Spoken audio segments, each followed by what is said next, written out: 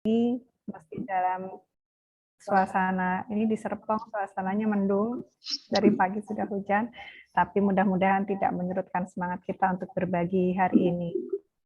Ini mengawali hari pertama di bulan Maret, mudah-mudahan acara ini bermanfaat untuk Bapak Ibu. Saya di sini hanya sekedar sharing, Bapak Ibu, monggo nanti selesai acara kita bisa berdiskusi, kalau perlu kita bisa langsung praktek ya Bapak Ibu,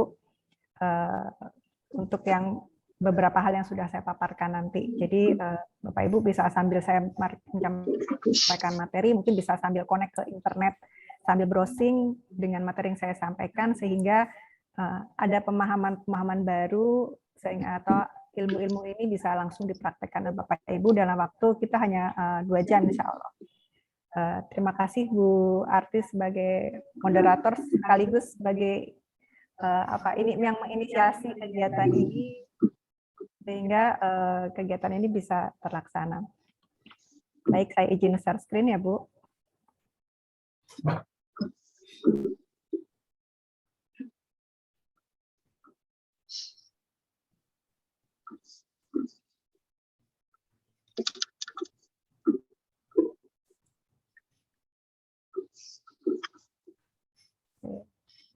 Ini pada judul hari ini itu pengenalan dan penggunaan sumber referensi elektronik untuk publikasi di jurnal nasional.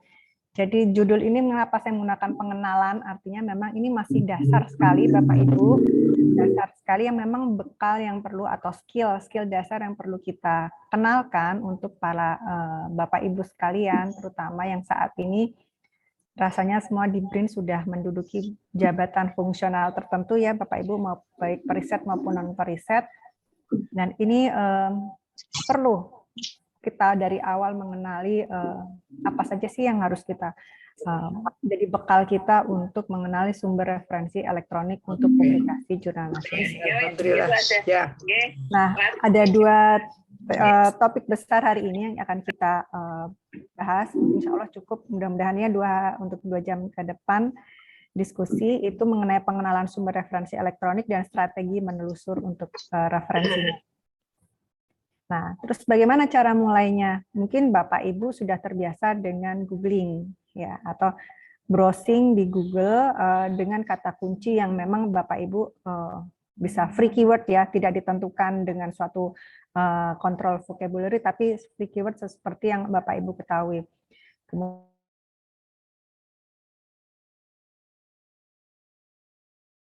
dalam menelusur, salah satunya adalah bahwa tidak semua informasi ada di internet itu dapat dipercaya. Kemudian banyak informasi di internet berupa sampah dan perlu mengenali sumber referensi elektronik. Ya, jadi dari sumber informasi ini kita bisa pilih yang menjadi referensi untuk keperluan kita. Sehingga di sini kita memerlukan suatu strategi untuk menelusur referensi di internet. Nah, ini fakta yang saya ambil dari kata data dan dari survei internet APJII ya. Jadi memang penggunaan internet saat ini lebih pada komunikasi dan media sosial. Kemudian untuk Indonesia itu termasuk 3 besar di Asia untuk pengguna internet. Nah, dengan kondisi seperti ini, sepertinya memang di sini tujuan kita mengakses internet memang belum untuk tujuan publikasi, artinya belum sepenuhnya kita menggunakan internet untuk pengembangan profesi kita ya. Nah, ini definisi secara umum mengenai referensi sendiri itu merupakan informasi yang dapat dijadikan rujukan atau acuan untuk memperoleh pernyataan. Informasi ini banyak ya Bapak Ibu, informasi banyak, tapi yang bisa dijadikan sumber referensi untuk rujukan itu perlu tips, perlu strategi untuk mendapatkan informasi tersebut. Nah, sumber informasi elektronik saat ini atau yang biasa kita kenal e-resources, Bapak Ibu biasa ya mungkin e-resources itu adalah sumber informasi yang dikemas dan disimpan dalam bentuk elektronik atau digital. Baik itu sekarang buku, jurnal, koran, itu semua sudah berupa elektronik ya. Kalau Bapak Ibu mungkin beberapa tahun ke belakang membaca koran masih bentuk fisik, saat ini dengan di smartphone, Bapak Ibu bisa membaca berita itu setiap saat, paperless ya, tanpa ada koran fisik yang datang. Nah, ini ada beberapa sumber referensi di sini. Ada 3, sebagai pengetahuan saja Bapak Ibu, ini karena teknis sekali bidang ilmu saya, jadi ada 3 utama, sumber referensi utama, yaitu primer, sekunder, dan tersier. Jadi ini kalau yang primer itu yang ada di publikasi jurnal atau laporan-laporan penelitian itu primer, berupa primer. Kemudian kalau yang sekunder itu berupa penyusunan ulang dari yang primer. Nah, yang tersier itu bentuk kemasannya sudah berbeda. Biasanya ini seperti direktori, ensiklopedi, ini tersier. Nah, proses penelusurannya ada penelusur dokumen dan penelusur data. Ada data, ada dokumen. Ya. Kalau data itu berupa misalnya kalau Bapak Ibu coba klik di data go.id atau data Tempo atau di BPS, itu data itu bisa berupa angka, jadi numerik gitu ya, atau nanti disajikan dalam bentuk tabel, dalam bentuk flowchart atau grafik, itu berupa data. Kemudian misalnya data COVID ya, itu berupa data. Tapi dokumen-dokumen terkait misalnya riset tentang COVID itu berupa dokumen, bukan berupa data. Di bagian dokumen itu juga ada beberapa data. Ini yang Bapak Ibu harus juga mengenal, ada dokumen, ada data. Jadi ketika menelusur kita bisa tahu, oh ini yang dokumen, oh ini yang data. Bapak Ibu bisa, di sini ada beberapa link yang sudah saya sertakan, nanti Bapak Ibu bisa sambil search. Ini yang link yang memang bisa dilihat beberapa data. Kecuali data Tempo itu tidak bisa kita lihat karena harus berbayar di sana. Nah, ini ada jenis referensi elektronik. Secara umum ini ada beberapa jenis referensi elektronik. Itu yang pertama adalah repositori institusi.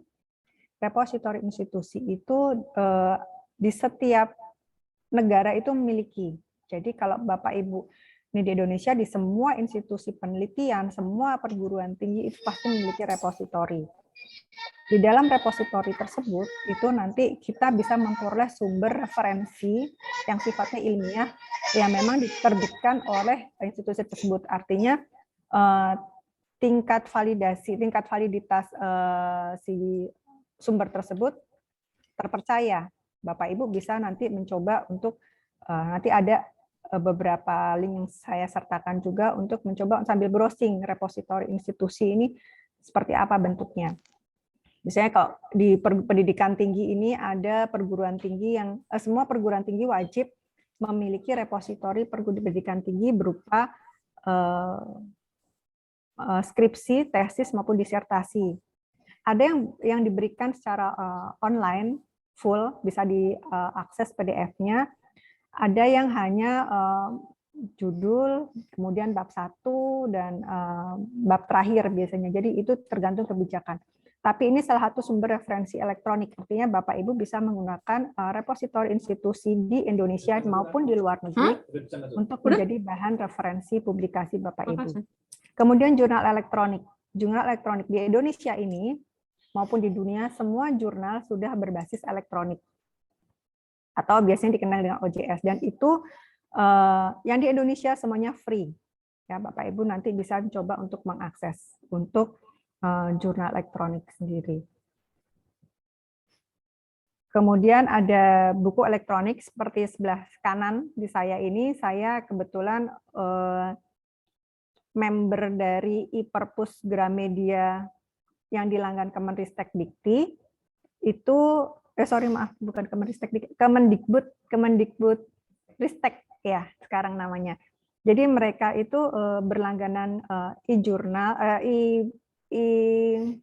e-book dari Gramedia berupa aplikasi. Jadi Bapak Ibu nanti bila berkenan nanti saya bisa hubungkan dengan pustakawan di sana. Nanti kita bisa download sistemnya, kemudian platformnya kita download, kita member, dan itu kita bisa bebas membaca buku. Bukunya macam-macam ya, buku umum. Jadi bukan buku ilmiah saja, tapi juga ada buku cerita, ada koran juga.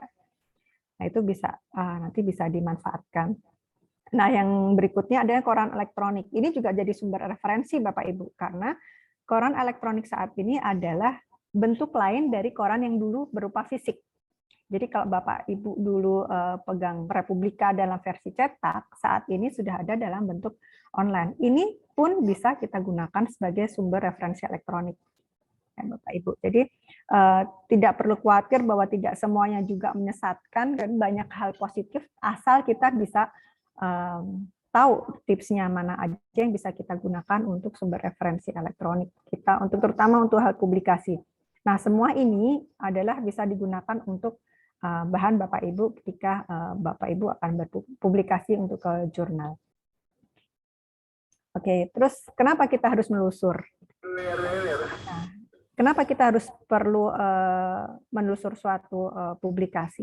Yang pertama, kita untuk mengetahui perkembangan ilmu pengetahuan, terutama dalam hal yang terkait dengan bidang keilmuan kita, kemudian menemukan ide baru yang menarik dan unik. Jadi dari kita menelusur sumber referensi, kita bisa tahu perkembangan ilmu pengetahuan kita seperti apa.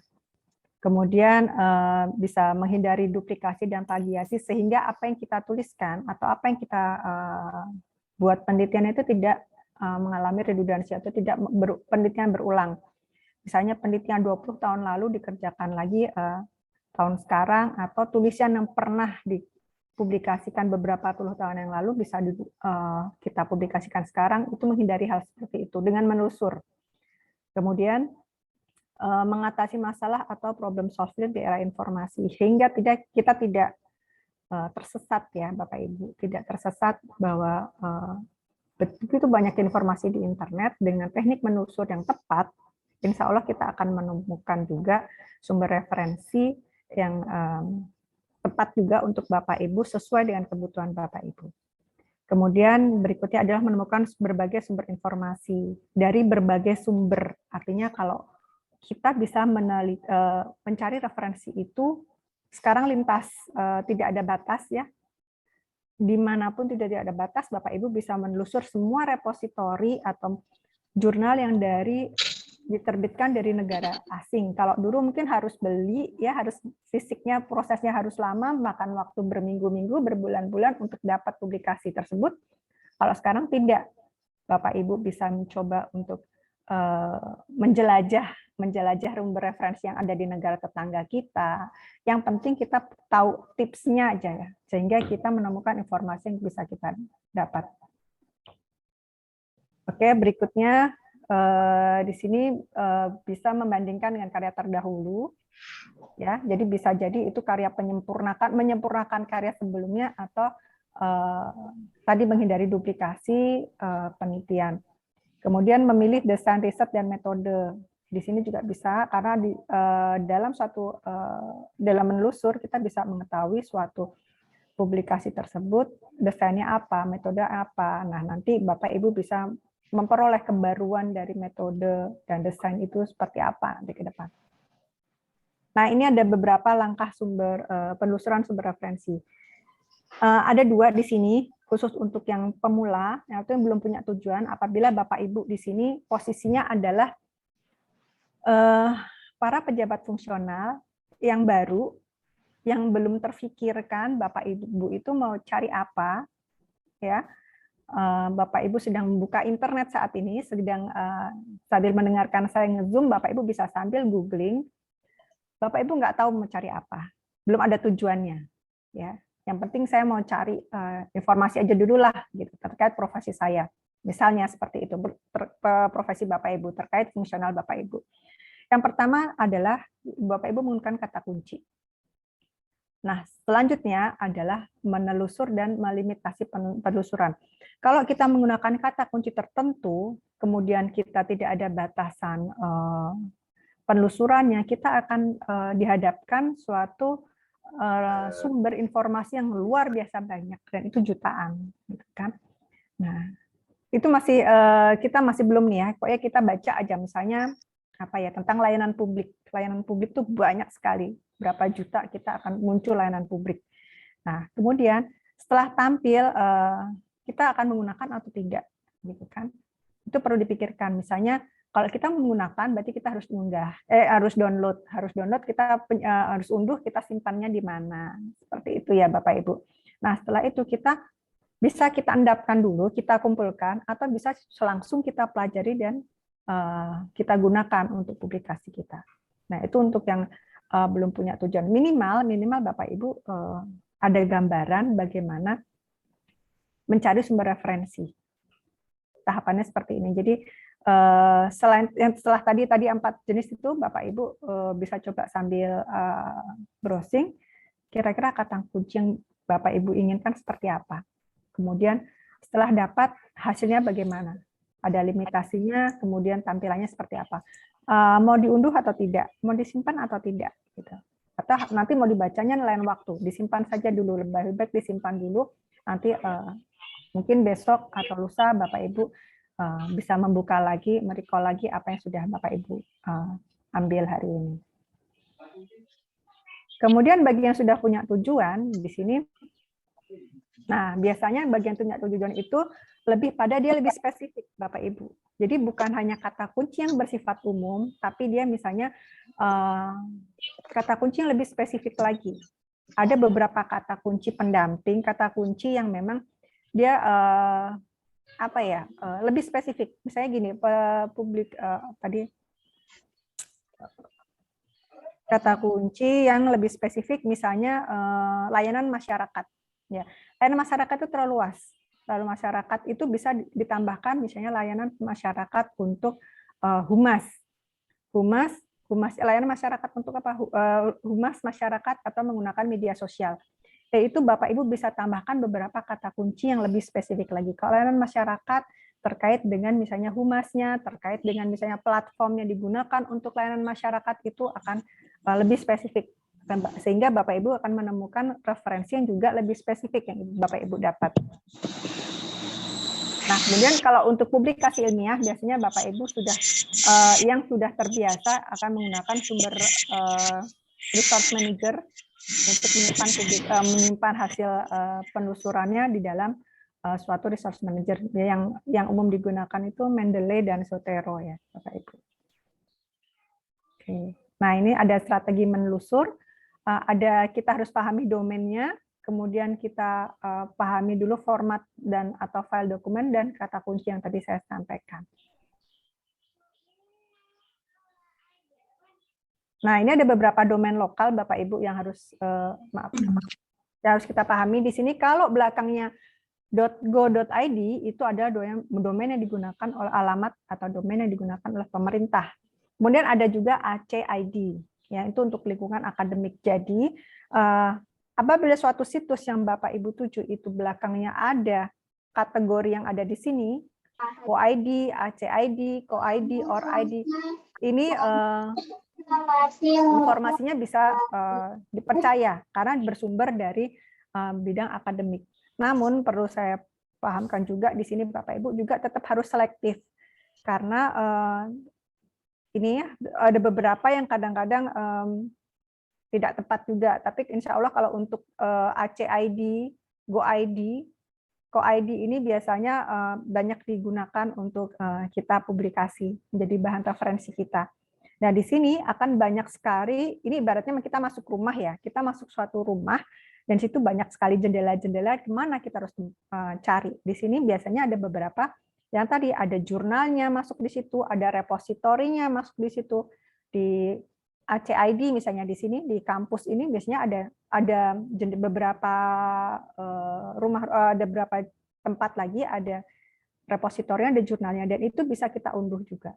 Nah, kemudian terkait ID-nya, country code ya, country code ini bisa misalnya kalau ID itu Indonesia, Bapak Ibu dengan mengganti misalnya acid.sg, Bapak Ibu bisa masuk ke kampus, repositori kampus yang ada di Singapura, misalnya seperti itu. Kemudian ac.my misalnya bisa masuk ke Malaysia. Artinya dengan Bapak Ibu mencoba nanti ya, nanti bisa, ini salah satu tips mungkin, bisa menjelajah dengan aman untuk mencari sumber referensi, salah satunya kita mengenali domain lokal dan domain country code-nya dari setiap negara. Sehingga informasinya pun juga lebih apa ya Bapak Ibu, lebih mengkerucut mungkin ya Bapak Ibu ya. Kalau biasanya kita kan masih belum tahu arah nih, mau kemana pun ayolah gitu, yang penting informasinya banyak. Tapi ini lebih mengerucut, artinya Bapak sudah mulai paham bahwa ini adalah sumber referensi yang sumber-sumber informasi yang bisa kita gunakan untuk referensi publikasi saya, seperti itu. Oke, berikutnya, nah ini ada beberapa format atau file dokumen. File dokumen di sini ada yang berupa PDF, doc, PPT, masih banyak lagi. Ini saya hanya ambil beberapa yang paling sering kita gunakan untuk kebutuhan referensi kita. Itu PDF, kemudian doc, PPT, dan ada kalau gambar itu PNG, kemudian untuk file Windows itu ada Excel ya, itu bisa juga. Jadi ini juga menentukan, artinya kita abaikan beberapa format-format yang di luar ini. Ini rata-rata kita umumnya itu menggunakan format ini. Khususnya PDF. Untuk semua repositori dan jurnal itu semuanya sekarang menggunakan PDF. Ya. Jadi ini juga salah satu tips dari nanti ketika Bapak Ibu menelusur, gimana cara menelusurnya. Salah satunya menggunakan format filenya juga disebutkan. Nah, ini ada beberapa teknik menelusur. Ada Boolean logic, and, or, dan not. Oke, kemudian kita ada frase atau sinonim, kemudian multiple repository ya, multiple sumber. Di sini ada, kalau Boolean logic itu misalnya and, itu misalnya layanan humas, N, misalnya N-nya itu misalnya N media sosial, artinya layanan humas yang terkait dengan media sosial saja. Tapi kalau layanan humas or media sosial itu semuanya masuk, jadi skopnya lebih besar. Ya, beda lagi dengan NOR. Kalau yang not itu, yang not layanan humas, not media sosial, artinya hanya layanan humas, tapi tidak yang terkait dengan media sosial. Ini Bapak Ibu bisa coba. Sambil coba ya Bapak Ibu, jadi nanti kita di sesi setelah kita pemaparan, nanti bisa barangkali ada Bapak Ibu mencoba untuk berbagi share screen, bisa untuk mempraktekkan seperti yang saya tunjukkan hari ini. Nah, kemudian frasa atau sinonim. Jadi misalnya humas itu ada yang menggunakan hubungan masyarakat, ada yang menggunakan humas, ada yang menggunakan PR, atau menggunakan lagi public relations. Ini tuh kata yang sebenarnya artinya sama semua. Dalam proses pencarian pun kita bisa untuk menggunakan kata-kata tersebut. Saya bisa menggunakan humas, or PR, or hubungan masyarakat, itu semua akan keluar kata-kata tersebut. Nah, kok yang multiple ini, multiple source-nya ini bisa dari database perpustakaan, kemudian bisa dari repository, dan bisa dari search engine. Search engine biasanya kita pakainya apa?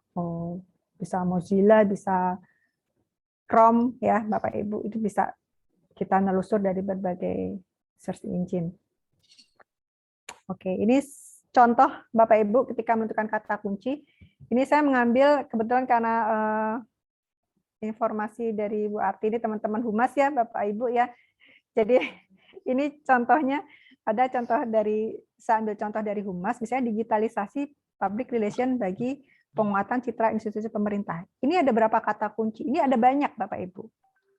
Ya, ada 3, minimal tuh ada 3. Nanti PR di sini public relation itu bisa ada lagi or-nya, or humas, or hubungan masyarakat, or PR gitu. Jadi kita menemukan sumber referensi yang memang terkait dengan kata-kata yang sinonim dengan humas. Nah, spesifiknya lagi kita menggunakan kata digitalisasi. Tambah lagi N, citra institusi. Sehingga kita akan menemukan kata kunci yang referensi yang lebih spesifik dari yang tadi hanya PR saja. Jadi dengan ditambah PR, N, digitalisasi, N, citra institusi, Bapak Ibu akan menemukan kata kunci sumber referensi yang lebih spesifik daripada Bapak Ibu menggunakan kata kunci hanya PR saja. Kemudian ini ada contoh lagi strategi komunikasi hubungan humas pemerintah Kota Tangsel melalui media sosial. Ini ada 3 juga. Nah, ini ada humas, tapi humasnya pemerintah. Mungkin ada humas industri, kan? Jadi Bapak Ibu di sini juga harus melihat dari suatu judul atau suatu tema yang Bapak Ibu ingin cari sumber referensinya. Tentukan dulu kata kuncinya. Nah, ini seperti ini ya Bapak Ibu, di bawah ini ada kata kunci public relations or humas and digitalisasi and citra. Silakan Bapak Ibu nanti sambil coba. Berapa ketemunya kalau pakai ini nih? Menggunakan kata kunci seperti ini bagaimana ketemunya? Berapa ketemunya kalau tanpa or, hanya humas and digitalisasi and citra? Itu berapa? Kemudian yang kedua, berapa jumlah yang ditemukan referensi Bapak Ibu kalau menggunakan kata kunci strategi komunikasi and humas pemerintah and media sosial? Atau di sini tambah lagi and humas pemerintah and public relation, itu ada berapa? Ini jumlahnya akan berbeda pasti. Intinya ini adalah salah satu tips ketika menelusur, ada menggunakan tadi boolean logic ya, and, or, dan not. Kemudian kenapa ini ada tanda kutip, ini tidak gitu ya. Kalau tanda kutip ini untuk yang frasa itu apabila kita tidak menggunakan tanda kutip, itu semua kata-kata yang terkait dengan public dan relation itu akan muncul semua. Tapi dengan kita berikan tanda kutip, itu akan menutup, mengunci jadi public relation, hanya yang tulisannya public relation, atau hanya yang tulisannya hanya yang frasa strategi komunikasi saja yang muncul. Di luar itu strategi bukan komunikasi nggak akan muncul kalau Bapak Ibu berikan tanda petik. Oke, berikutnya. Nah, proses pencarian bisa melalui IP address apabila Bapak Ibu ada di lingkungan BRIN. Bapak Ibu bisa akses dari intrabrin.go.id.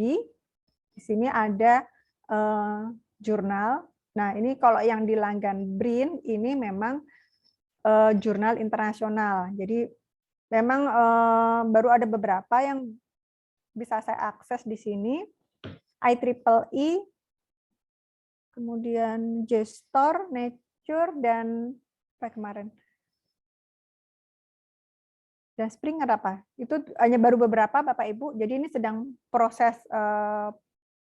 pembelian, saya kurang paham ya karena bukan di direktorat kami yang proses pembeliannya. Ini untuk jurnal internasional ini bisa menggunakan IP address. Selama Bapak Ibu ada di lingkungan BRIN, insya Allah bisa diakses.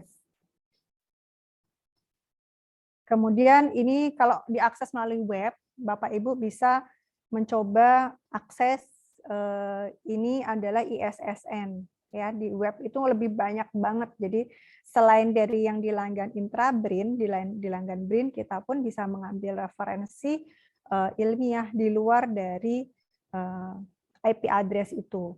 Itu bisa yang penting tadi kita mengetahui alamat-alamat akses webnya.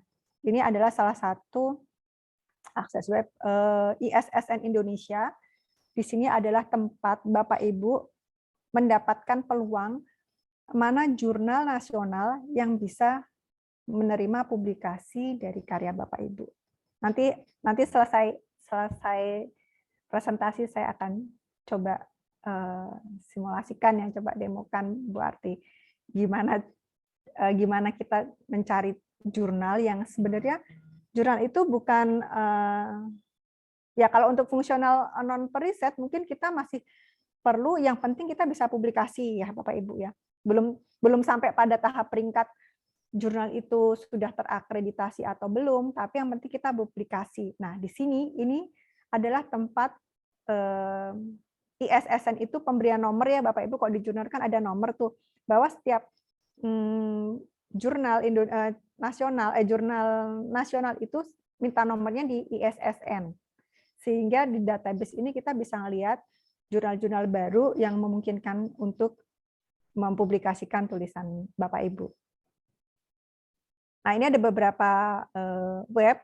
Di sini ada Garuda Ristek BRIN dulu ya, sekarang namanya Garuda Kemendikbud Ristek, kalau nggak salah namanya ini sekarang.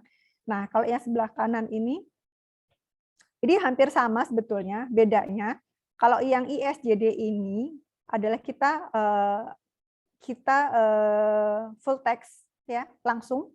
Jadi tidak ada link ke sini ya. Kalau ini ada linknya, kalau ini kita full text. Jadi dari jurnal yang masuk di ISSN, kemudian dicacah alih media dan diupload di ISJD. Itu dulu prosesnya. Kalau sekarang karena sudah elektronik, jadi hanya mengunduh dan mengunggah jurnal. Ini Bapak Ibu juga bisa gunakan untuk sumber referensi di Indonesia, dua ini. Kemudian ada lagi ini. Kalau ini Sinta, ini juga punya Kemendikbud Ristek, dulu ada di Ristek ya Bapak Ibu, sekarang ada di Kemendikbud. Ini adalah pemeringkatan jurnal di Indonesia. Kalau di internasional namanya Simago ya, kalau di Indonesia itu adanya Sinta. Nah, ini mungkin untuk teman-teman periset yang memang sudah ada persyaratan minimal harus sampai Sinta berapa atau internasional itu diperlukan. Tapi untuk kita, teman-teman yang fungsional non periset yang memang baru belajar, ini juga bisa jadi semakin kita mengukur sebagai apa ya ukuran kita. Kalau kita misalnya saat ini kita masih yang non akreditasi ya, non Sinta gitu ya, ini kan terakreditasi. Kemudian kita mencoba untuk bertahap Sinta 6, 5, 4, 3, 2, 1 itu semua berproses Bapak Ibu. Tapi jangan khawatir, intinya peluang Bapak Ibu untuk publikasi ke jurnal nasional masih terbuka luas. Yang penting tadi syaratnya Bapak Ibu punya skill dulu untuk nelusur, sehingga Bapak Ibu bisa banyak membaca, banyak keluar ide-ide. Nah, itu nanti kita baru kita cari jurnalnya apa, jurnal mana yang bisa kita pilih untuk menerbitkan publikasi kita. Kemudian ini punya perpustakaan nasional juga, Bapak Ibu bisa free daftar di alamat ini, e-resource. Ini hanya mengisi form, nama, alamat, dan nick ya. Ini free. Kebetulan di Perpusnas tahun ini nih, tahun 2022 ini dia melanggan banyak sekali jurnal internasional yang bisa Bapak Ibu gunakan. Ya, ini ada daftarnya. Ini baru banget, kemudian baru seminggu yang lalu, teman di Perpusnas juga ada knowledge sharing. Ini datanya baru saya dapat dari teman dari Perpusnas. Ini ada berapa ribu Bapak Ibu, lumayan ini bisa digunakan untuk referensi Bapak Ibu. Selain kalau misalnya dari Intrabrin ya, selain Intrabrin Bapak Ibu bisa menggunakan ini. Nah, setiap jurnal itu biasanya mereka, setiap database itu mereka biasanya punya beberapa subjek yang spesifik. Ya, untuk yang bidang EBSCO itu lebih pada bidang ilmu sosial. Kemudian kalau yang di sini ada hukum itu Westlaw itu untuk ilmu hukum. Oke, nah ini masing-masing penyedia jurnal itu memiliki subjek tertentu ya, subjek khusus. Ini misalnya untuk yang GIL itu ke medical, kemudian McGraw-Hill ini juga lumayan lengkap ini, penerbit dari McGraw-Hill. Bapak Ibu silahkan aja, ini free Bapak Ibu. Daftarnya juga lewat tadi e-resource, ini alamatnya tadi nanti saya bukakan. E-resource Perpusnas, Bapak Ibu bisa coba di situ, daftar saja dan hari ini bisa langsung akses. Nah, ini ada Indonesia One Source. Kalau ini adalah perpustakaan digital sebetulnya, karena di dalamnya banyak sekali rumah-rumah mitra-mitra. Di sini dia mengambil semua database perpustakaan di seluruh Indonesia. Jadi memang tidak semuanya bisa kita ambil karena dia berupa database. Kok database itu kan hanya informasi bibliografisnya ya. Jadi tidak full teksnya, tidak juga dokumen artikelnya itu tidak ada. Tapi hanya berupa apa? Data bibliografis. Data bibliografis itu judul buku, kemudian pengarang, penerbit, kemudian di mana buku itu berada. Jadi ini masih hybrid, ada yang repositori, ada yang perpustakaan, artinya tidak semuanya koleksi ini bisa Bapak Ibu peroleh dalam bentuk elektroniknya. Nah, ini beberapa tips bagaimana menentukan topik atau ide dalam tulisan. Ini saya pakai mind map ya Bapak Ibu. Ini saya masih mengambil contoh dari teman-teman di Humas di sini. Misalnya untuk Humas itu terkait dengan apa saja? Ya. Profesinya kah? Publikasi pemerintahan, materi publikasi, jurnalismenya, atau sistem informasi, ini banyak banget Bapak Ibu bisa sambil di apa sih yang kira-kira terlintas gitu kan. Kok Humas itu kaitannya dengan apa? Humas itu kaitannya misalnya dengan komunikasi, dengan media sosial. Nah, ketika Bapak Ibu nanti menggunakan mind map, Bapak Ibu bisa, ini menjadi dasar kita ketika kita akan mencari referensi. Sehingga referensi kita itu lebih spesifik dapatnya. Misalnya kalau kita cari tentang profesi Humas, di situ ada kode etik Humas, kompetensi Humas, itu akan lebih spesifik. Ya, Bapak Ibu. Jadi ini sangat membantu untuk Bapak Ibu ketika akan browsing dengan kata kunci yang tadi saya sempat sampaikan di depan, menggunakan Boolean logic. Ini bisa sangat membantu. Dan insya Allah yang Bapak Ibu temukan pun adalah referensi yang memang sudah sesuai dengan kebutuhan Bapak Ibu. Ya. Atau Bapak Ibu masih ingin mengeksplor semua atau beberapa multidisiplin keilmuan pun bisa. Humas itu bisa terkait dengan teman-teman di bagian peranata komputer misalnya. Misalnya dalam membuat platform ya, atau membuat sistem informasi Humas berbasis mobile misalnya ya. Mobile sistem informasi itu Bapak Ibu bisa multidisiplin ilmu ya, bisa nyebrang, bisa belajar dengan teman-teman prakom, atau mungkin dengan teman-teman perencana terkait perencanaan Humas seperti apa untuk di kawasan Pusitek seperti apa, itu juga bisa digunakan. Jadi pendekatannya bisa macam-macam. Jadi satu keilmuan, bisa multi keilmuan, bisa lintas keilmuan. Itu suka-suka kita. Yang penting kita, kalau sudah ada tips, trik tadi, cara mencari kata kuncinya seperti apa, menelusuri seperti apa, insya Allah kita tidak tersesat. Bapak Ibu, kurang lebih seperti itulah. Jadi ini jadi penyemangat Bapak Ibu juga bahwa kita publikasi itu untuk non periset ya terutama peluangnya masih cukup besar selama kita bisa ada ilmunya, ada skillnya, kemudian kita bisa mengcombine beberapa disiplin ilmu, insya Allah bisa jadi publikasinya, bisa terbit. Oke, nah ini kenapa harus publikasi ini? Mungkin suatu hal yang yang sudah biasa kita dengar gitu. Kenapa harus publikasi? Yang pertama pasti ada angka kredit.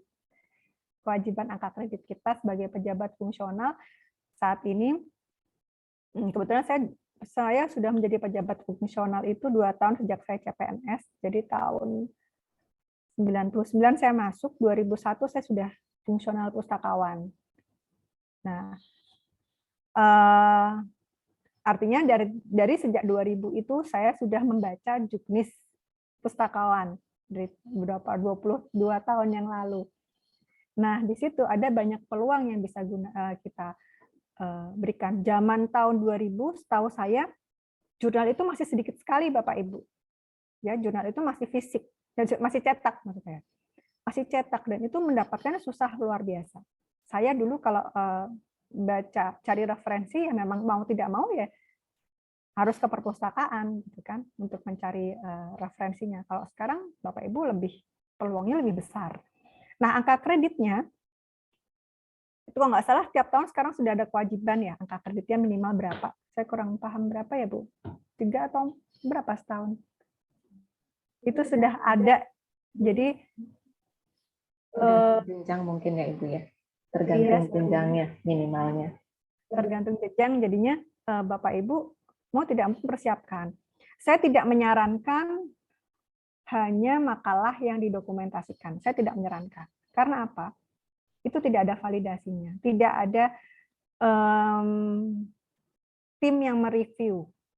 Itu artinya kita hanya memenuhi kewajiban angka kredit, tapi bukan buat belajar. Kalau Bapak Ibu mau belajar, Bapak Ibu bisa pertama publikasi, kedua atau mempresentasikannya dalam pertemuan ilmiah. Sehingga apa yang Bapak Ibu sampaikan ini itu ada koreksi, ada penambahan, ada masukan dari tempat lain, dari orang lain, itu yang diperlukan karena proses belajar. Karena publikasi itu proses belajar, Bapak Ibu. Jadi nggak bisa tiba-tiba langsung jadi bagus dan bisa disitasi banyak orang. Kita perlu proses seperti itu. Artinya kita nikmatin saja Bapak Ibu nanti prosesnya untuk angka kredit ya Bapak Ibu. Yang penting tetap semangat bahwa peluang pengembangan profesi untuk pejabat fungsional saat ini terbuka luas, publikasinya pun juga banyak, dan kita juga bisa menjadi bagian dari masyarakat ilmiah nanti ke depannya. Kemudian membangun budaya dan etika berpikir secara terstruktur dan sistematis. Dengan Bapak Ibu publikasi, itu sebenarnya secara tidak langsung Bapak Ibu berpikirnya mulai sistematis. Ya, dari proses pencarian kata kuncinya saja kan Bapak Ibu sudah mulai prioritaskan referensi mana yang Bapak Ibu butuhkan.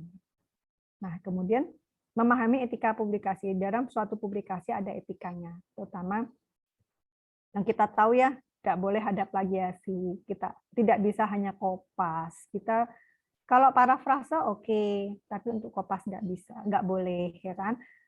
Bisa jadi kita hanya memenuhi angka kredit, tapi sebenarnya kita tidak sedang membangun budaya berpikir ilmiah atau berpikir kritis.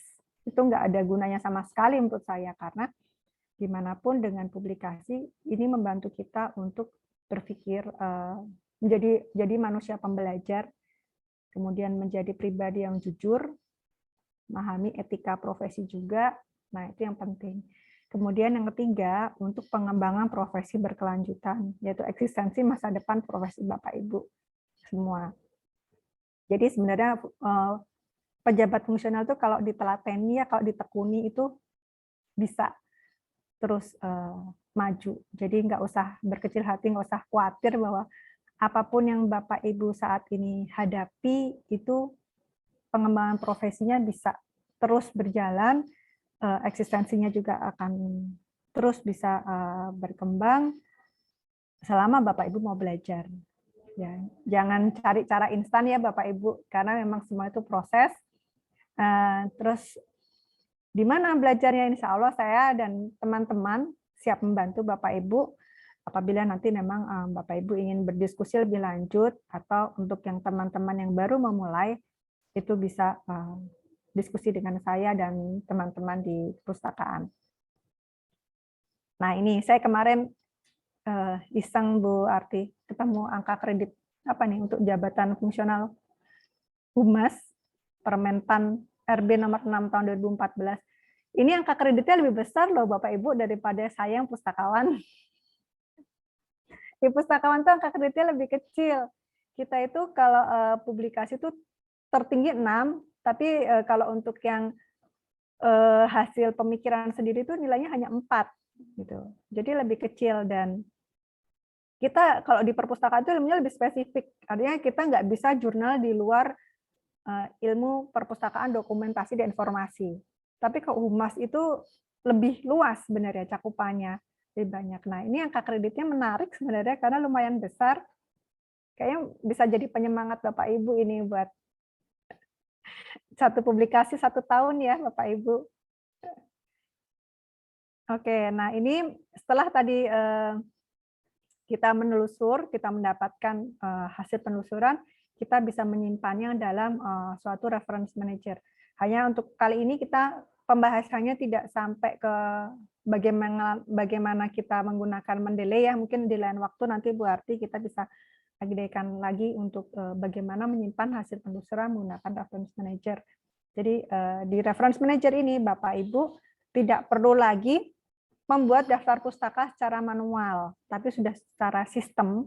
Nanti bisa sistem ini, software ini bisa membantu Bapak Ibu untuk memudahkan pembuatan daftar pustaka. Ya, jadi sudah sangat mudah sebenarnya, yang penting kita mau belajar bagaimana menggunakannya saja. Oke, terima kasih Bapak Ibu, semoga bermanfaat. Sebelum saya menutup ini, izinkan saya ini ya Bu Arti praktek sedikit. Silakan Bu.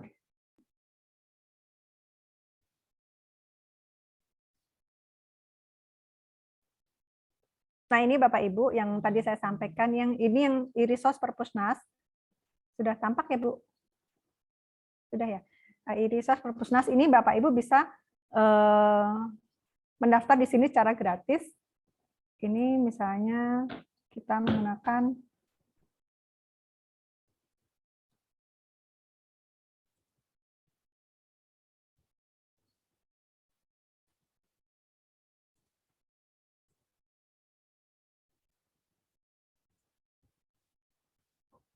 jadi saya menggunakan kata kunci public relation and social media. Kita bisa cari.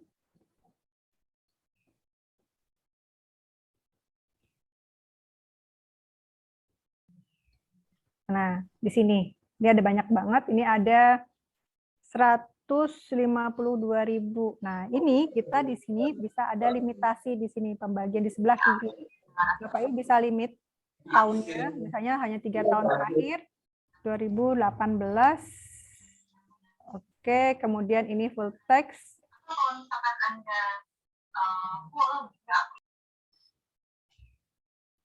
Oke, hasilnya lebih sedikit.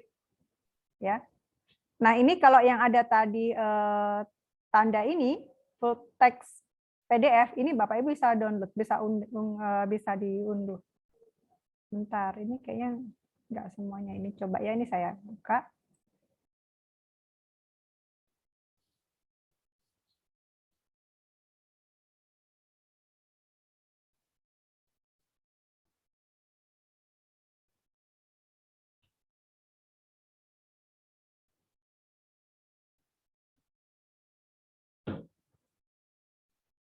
Nah, ini bisa diunduh Bapak Ibu untuk bahan referensi. Sehingga tadi kembali lagi ke tadi bahwa kita perlu dilimitasi, karena kok tidak dengan kata kunci yang luas, Bapak Ibu juga referensinya banyak sekali gitu kan. Ribuan, kok kayak gitu akan apa ya, lebih susah lagi. Jadi kata kuncinya lebih spesifik. Atau di sini ini dari keyword ya. Bisa dari keyword, bisa dari title. Coba kok kita lihat cek dari title.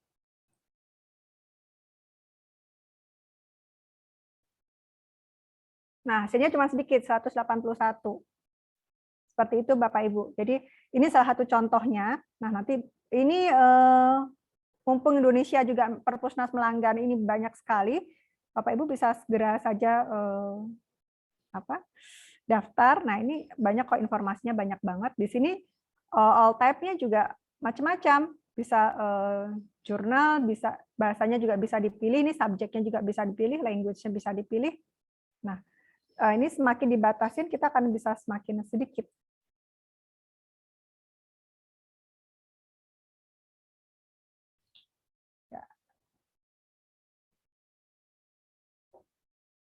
Ya, ini Bapak Ibu, ini contoh yang untuk yang Perpusnas. Kemudian untuk yang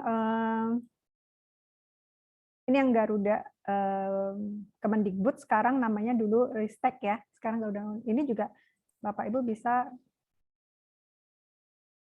Kalau Bapak menggunakan layanan informasi publik, ini saya berikan contoh, tanpa ada pakai boolean logic ya, 151. Kemudian kalau kita menggunakan boolean logic,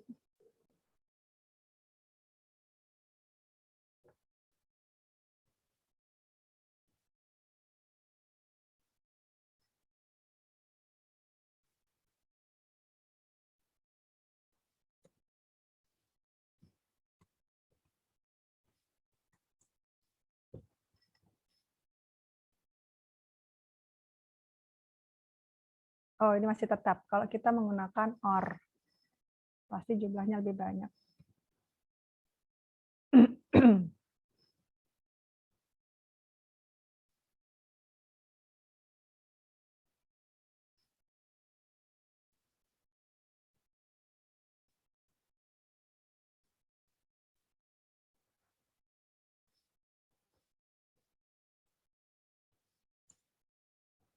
Nah, kalau ditambahkan lagi kata kunci lebih spesifik, ketemunya hanya 6. Ini bisa Bapak Ibu klik di sini sebentar. Klik. Nah, ini bisa langsung ke sumber aslinya, sumber asal. Jurnal. Jadi dari Garuda ini sebenarnya dia memberikan link ke sumbernya, jadi ke jurnal asalnya. Jadi bisa Bapak Ibu unduh juga. Bentar. Nah, ini untuk yang Garuda ya. Kemudian untuk yang ISSN, nah di sini Bapak Ibu bisa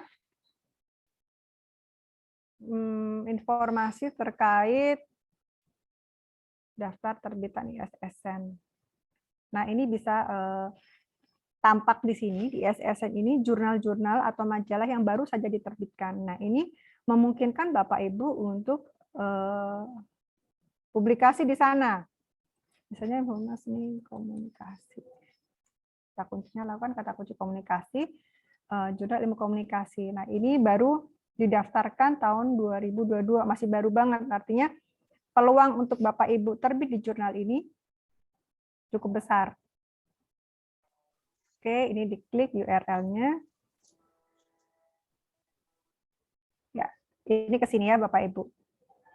Nah, di sini nanti kita mungkin lain waktu bisa belajar lebih detail lagi tentang jurnal ini, bagaimana untuk kita pemula yang baru mau publikasi ke jurnal itu apa sih yang harus kita lakukan untuk terbit ke jurnal.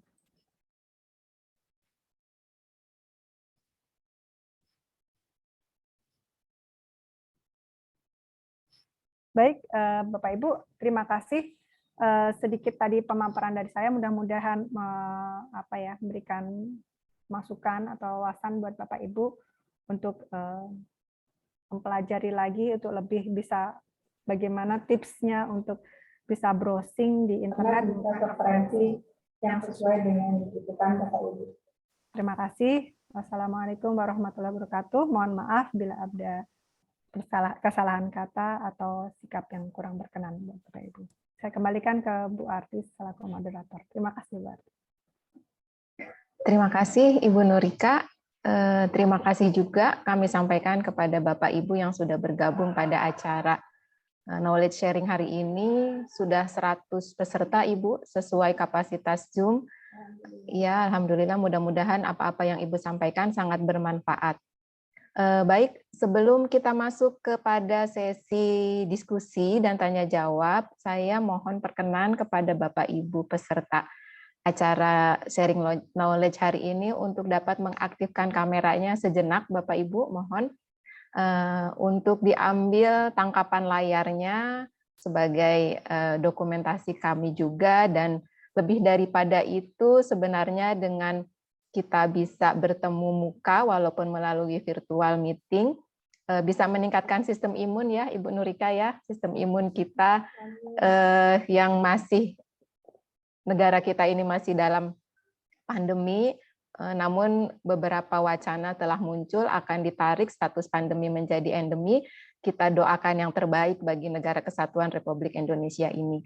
Mohon sekali lagi Bapak Ibu untuk dapat mengaktifkan kameranya, nanti dibantu oleh panitia, Mbak Nisa, mohon sebagai co-host, mohon untuk dapat membantu mengambil tangkapan layar. Ini karena ada 100 peserta, setting di kami, satu layar ada 25, jadi mungkin kita 4 kali pengambilan gambar Bapak Ibu. Bismillahirrahmanirrahim. 1, 2, 3. Selanjutnya 1, 2, 3, layar ketiga, 1, 2, 3, layar terakhir, 1, 2, 3. Baik, terima kasih Bapak Ibu untuk perkenannya melihat wajah Bapak Ibu yang segar, senantiasa penuh semangat, memberikan aura positif juga kepada kita ya Ibu Nurika ya, untuk tetap terus berkarya, baik sebagai JFT di SDM IPTEK maupun SDM Manajemen IPTEK, untuk tetap memberikan yang terbaik bagi negara kita. Sedikit pantun ya Bu, boleh untuk ice breaking sebelum masuk ke sesi acara. Burung gelatik makan buah kecipir, mencari makan di waktu siang, tidak terasa waktu bergulir menemani kita dari pagi hingga siang, namun kita tetap semangat untuk masuk ke dalam sesi diskusi dan tanya jawab. Sebelum sesi tanya jawab secara langsung dibuka, izin saya menyampaikan ada satu pertanyaan, ini Ibu Nurika dari kolom chat yang saya tangkap, akan saya share. Pertanyaannya, mohon Ibu berkenan untuk menjawab.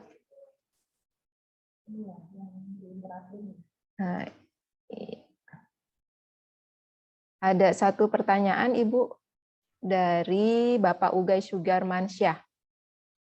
Oke. Pertanyaannya yang di Intrabrin jurnal internasional dan nasional di menu yang mana yang bisa diakses dan tidak berbayar. Ini juga mungkin mewakili pertanyaan dari banyak peserta yang hadir pada hari ini. Ibu mohon dijawab. Terima kasih. Baik Bu Arti, sebentar saya connect dulu. Bentar.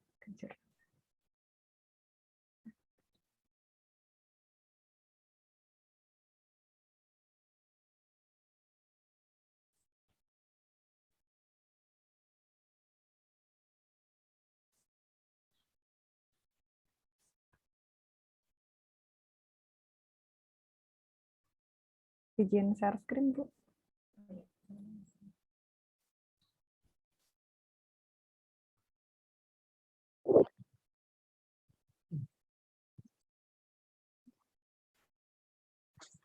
Nah, udah kelihatan ya, Bu ya? Intrabrin. Nah, Bapak Ibu setelah masuk di Intrabrin, Bapak Ibu bisa klik di jurnal online. Ini yang sudah bisa diakses nih, insya Allah IEEE sudah. Nah, ini ada logo sementara, masih logo ini karena mungkin proses pemilihannya waktu itu ya. Ini sudah bisa, nanti Bapak Ibu bisa klik di sini, kata kuncinya apa misalnya.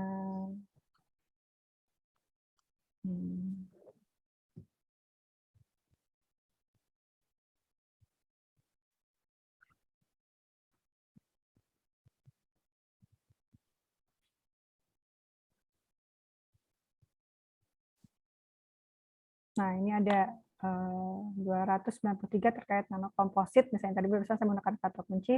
Nah, ini Bapak Ibu bisa setting tahunnya di sini, tahun bisa dipilih, kemudian publication topik, ya.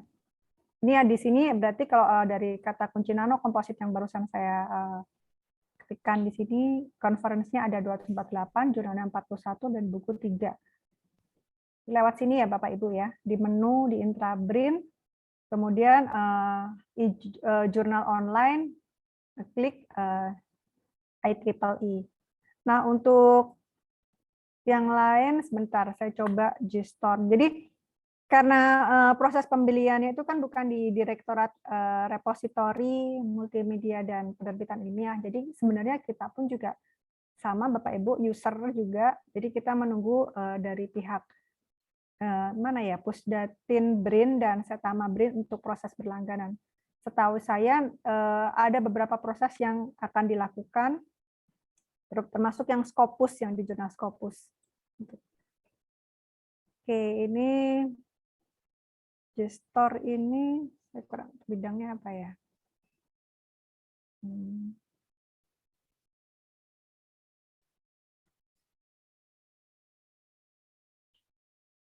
Nah, di Gestor juga ini di atas itu masih ada akses providernya, masih ditulis juga. Jadi ini tanda kalau misalnya Bapak Ibu ini sudah masuk dan bisa mengakses jurnal yang dilanggan BRIN. Seperti itu. Kemudian ada lagi Springer. Nah, ini untuk Springer. Kemudian untuk Nature Material,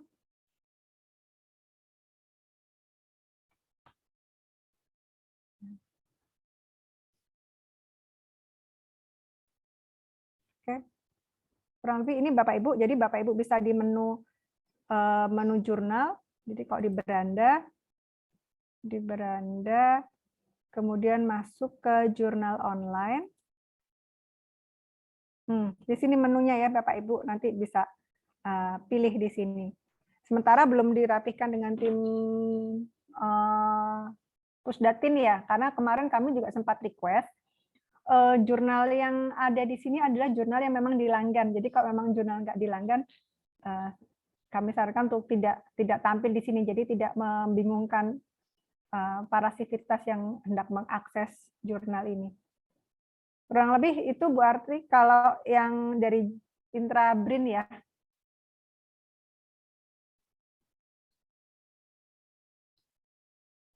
Baik, Bu Nurika, terima kasih atas penjelasan Ibu. Mudah-mudahan Bapak Uga Sugar Firmansyah dapat menangkap dan merasa cukup puas dengan jawaban yang telah tadi disampaikan oleh Ibu Nurika. Izin Bu Nurika, ini ada satu lagi pertanyaan dari Ibu Ayu. Ibu Ayu Lidi bertanya, batas jurnal dikatakan plagiat, itu berapa persen atau kata, atau berapa persen atau berapa kata mungkin ya Bu ya, dan bagaimana tipsnya agar tidak plagiat, artinya supaya tulisan kita itu tidak dianggap sebagai plagiat. Silakan Ibu. Baik Bu Arti, terima kasih dari dia, Bu Ayu ya, Bu Ayu Lidi. Jadi untuk setiap jurnal itu beda-beda biasanya. Kalau untuk saya kurang paham kalau untuk teman-teman periset itu di kami kan ada layanan plagiarisme cek ya, menggunakan identiket. Itu rata-rata untuk teman periset itu di bawah 10% untuk teman-teman periset. Nah, kalau yang SDM non periset yang saya alami dan teman-teman itu biasanya di bawah 25%. Di bawah 25%. Jadi emang toleransinya lebih luas untuk yang teman-teman dari SDM manajemen iptek ya atau non periset. Karena itu tadi, karena kita kan sedang tahap proses profesinya nih lagi mulai gitu ya Bapak Ibu. Jadi lebih longgar lah, 25% itu masih bisa. Tapi kalau periset yang saya dari beberapa kali saya cek itu, mereka harus di bawah 10%. Nah, kalau tipsnya sendiri lebih banyak ke ini Bapak Ibu ya, ke Bu Ayu, ke parafrase sebenarnya. Jadi kalau kita mengutip satu kalimat itu kita harus ubah tanpa mengubah makna. Jadi mengubah kata, mungkin kata-kata yang sesuai atau kata-kata yang sinonim kita ganti saja dengan kata-kata yang sinonim. Jadi sehingga tidak persis plek dari sumbernya, walaupun memang sebetulnya kalau kita mensitir misalnya pendapat dari X gitu ya, kita ngambil nih satu kalimat ditempelin ke situ, itu kita akan kedetek sama mesin ya, mesin plagiasi itu. Tapi kalau kita ubah makna, mengubah kata-katanya tanpa mengubah makna itu diperbolehkan, dan itu tidak masuk di hitungan scan-nya, itu nggak tampak gitu. Ini yang sering terjadi adalah beberapa referensi yang berupa literatur review. Ini sering kali terdetek jumlah plagiatnya sampai 40%. Sebenarnya tidak bermaksud, si penulis itu tidak bermaksud plagiasi sebetulnya, tapi karena memang dari sistemnya sendiri apa yang ada itu dibaca plek gitu ya, jadi akhirnya kena gitu. Sehingga salah satu cara untuk mensiasatinya adalah itu tadi, menggunakan parafrase tanpa mengubah makna dari sumbernya.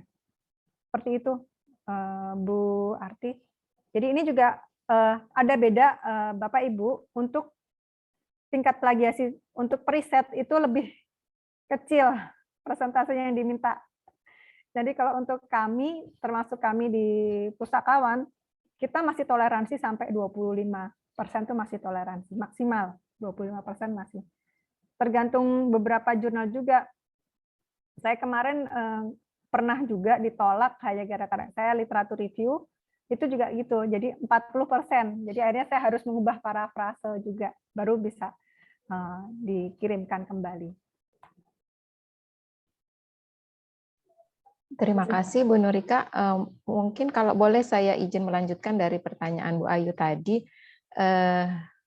Kalau selama ini mengutip kalimat dari penulis sesungguhnya, kemudian kita cantumkan sebagai salah satu pustaka, itu kan diperkenankan juga ya Bu ya, dalam apakah mungkin ada perubahan, saya kurang tahu, apakah diperkenankan kita mengutip kalimat langsung, jadi tidak mengubah parafrase yang tadi Ibu sampaikan, namun kita sampaikan, kita ambil dari penulisnya siapa begitu. Jadi referensinya kita sampaikan ini dalam hal kita tidak dalam menyampaikan suatu analisa, tapi mungkin dalam hal menyampaikan suatu latar belakang atau suatu metode yang memang sudah firm atau sudah menjadi acuan untuk digunakan. Itu Bu, mohon pencerahannya. Iya Bu. Jadi memang sebetulnya betul Bu, tidak ada salahnya ketika kita mengambil satu pendapat itu utuh gitu ya, satu kalimat. Tapi di sistem pengecekan itu, sistem cek plagiasi itu, mereka tidak melihat itu, ya. Kecuali kita dari awal ada exclude, misalnya untuk quotes itu di exclude, itu bisa. Jadi di setting di sistemnya. Ya, jadi sehingga itu tidak terbaca sebagai itu plagiasi seperti itu Bu. Jadi tergantung di mesin plagiasinya. Kemudian kalau untuk yang di BRIN, yang dipakai di BRIN itu kita menggunakan Authenticate, itu bisa. Jadi misalnya kita exclude quotes.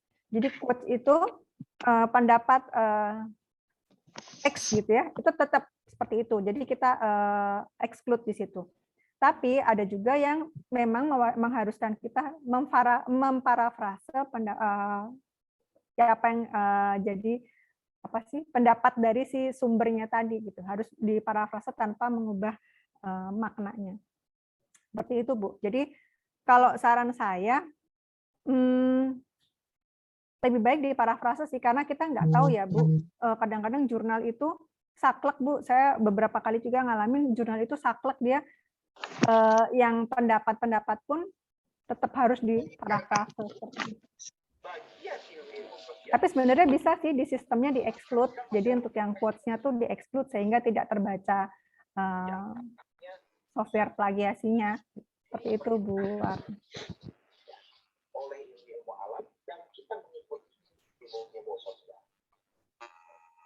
Sehingga pada suatu saat. Terima kasih Ibu Nurika. Izin ini masih ada satu pertanyaan yang disampaikan pada menu kolom chat. Setelah pertanyaan ini, kami buka pertanyaan langsung ya Ibu ya, bagi para peserta yang hadir melalui Zoom pada hari ini. Bapak Ibu dapat mereaksikan raise hand. Kemudian nanti setelah dipersilakan oleh moderator, yaitu saya, untuk menyampaikan pertanyaan, silakan Bapak Ibu untuk mengaktifkan mic dan menyampaikan pertanyaan secara ringkas kepada narasumber. Sebelum masuk ke sesi diskusi langsung dengan tanya jawab, ini saya izin dulu menyampaikan pertanyaan yang masih ada di menu chat dari Ibu Hismiati. Ibu Ida juga ada. Oh ya, baik ya. Sementara dari Ibu Hismiati dulu ya Ibu ya, mohon dijawab. Apakah ada layanan untuk mengecek similaritas tulisan? Tadi sebenarnya sudah Ibu sampaikan di perpustakaan BRIN. Kalau ada, cara mengaksesnya bagaimana? Mungkin ini cara mengaksesnya ya Ibu ya, yang lebih minta tolong didetailkan. Silakan Ibu. Baik, terima kasih Bu Hismiati dan Bapak Ibu sekalian. Di perpustakaan BRIN kami menyediakan layanan cek plagiasi. Jadi kita tidak lepas akun Bapak Ibu. Bapak Ibu silakan untuk mengirimkan naskah melalui email saya atau melalui WA. Nanti akan kami scan. Jadi di setiap kawasan itu kami ada layanan tersebut. Mungkin ini juga yang belum tersosialisasikan juga ya Bapak Ibu, karena memang sistemnya di internal belum siap memberikan layanan tersebut. Tapi kami terutama saya yang di Pusitek ini sudah berlangsung, tapi masih japri ya Bapak Ibu ke alamat email saya. Nanti insya Allah akan saya cek apabila Bapak Ibu mengirimkan naskah untuk dicek plagiasinya. Nanti disertakan saja dokumennya, kemudian nama serta OR atau PR-nya. Itu saja Bu Artit, sekalian untuk menginformasikan juga ke Bapak Ibu di sini, kami juga selain ada layanan cek plagiasi juga ada pengecekan tata bahasa menggunakan Grammarly. Kemudian penelusuran juga bisa. Ya, terima kasih Bu. Terima kasih Bu Nurika. Ibu izin, apakah boleh alamat email Ibu atau handphone mungkin kalau Ibu berkenan di-share di menu chat, jadi sekiranya nanti dari Civitas BRIN ada yang ingin lebih bertanya lebih intens dan lebih spesifik begitu ya, karena di forum ini keterbatasan waktu serta audiensnya mungkin yang lebih heterogen seperti itu. Jadi ada hal-hal yang mungkin Bapak Ibu ingin tanyakan lebih dalam, namun tidak sempat disampaikan pada kesempatan pada hari ini. Alamat email Ibu Nurika sudah beliau share di menu chat, dapat Bapak Ibu simpan untuk kemudian berdiskusi lebih lanjut. Untuk HP mungkin bisa diminta melalui alamat email nanti ya Bu ya. Ibu akan membalas, Bu Nurika akan membalas email Bapak Ibu melalui alamat yang telah Bu Nurika share di menu chat. Baik Bapak Ibu, selanjutnya kami buka untuk sesi tanya jawab secara langsung. Jika Bapak Ibu, ada, maaf sebentar. Ibu Ida Susanti. Oh Ibu Ida, baik. Oh saya share screen. Cara mengetahui level jurnal terakreditasi untuk peneliti. Mohon izin saya bacakan mungkin ya Bu ya. Ini pertanyaan terakhir melalui menu chat. Dari Ibu Ida Susanti, izin bertanya bagaimana cara untuk mengetahui level jurnal yang terakreditasi beserta judul-judul jurnalnya untuk non-peneliti. Untuk peneliti bisa mengetahui dari e-peneliti begitu. Jadi mungkin spesifik untuk yang SDM manajemen ya Ibu ya. Baik. Terima kasih Ibu. Saya silakan. izin share screen Bu.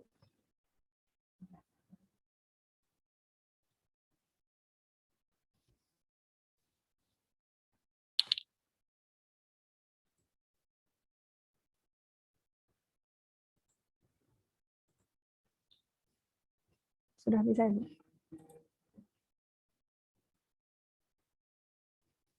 Oke, Bapak Ibu, untuk di Indonesia sendiri, udah ya. Oke, di Indonesia sendiri kita ada portal sinta.kemendikbud.go.id. Ini Bapak Ibu bisa cek apakah jurnal yang Bapak Ibu tuju itu termasuk dalam Sinta 1, 2, 3, atau 6. Ini caranya klik jurnal. Nah, di sini ada pemeringkatan ya Bapak Ibu. Ini Bapak Ibu bisa klik salah satunya di Sinta 6. Ini apa saja di sini judul-judulnya. Ya, ini ada Sinta 6 semua. Tadi Bu siapa ya Bu? Ada mungkin ada jurnal yang mau dicoba dicari Bu Ida. Maaf, Ibu boleh saya tambahkan, maksud saya kalau jurnal internasional gitu kan biasanya untuk JF itu kan yang utama media itu kan ada level-levelnya ya. Sementara kami kan Prekayasa tidak bisa mengakses e-peneliti. Katanya sih menurut informasi kalau di e-peneliti itu ada level-level yang mana, misalnya terindeks global, terindeks apa, terus level Q1, Q2 kayak gitu ya. Nah, karena kalau untuk yang media utama itu kan ininya ada tuntutan itu ya, levelnya yang harus tinggi. Nah, itu di mana ya kita bisa tahu gitu untuk mencari informasi tersebut. Terima kasih. Terima kasih, Bu Ida. Ini di Simago, Bu, udah tampak ya, Bu, di layar saya? Oke. Ini ada rankingan jurnal di Simago. Oh, baik. Nanti Ibu bisa, ini subjek area, kemudian types-nya, jurnal rank-nya juga, ranking jurnalnya juga sudah ada di sini.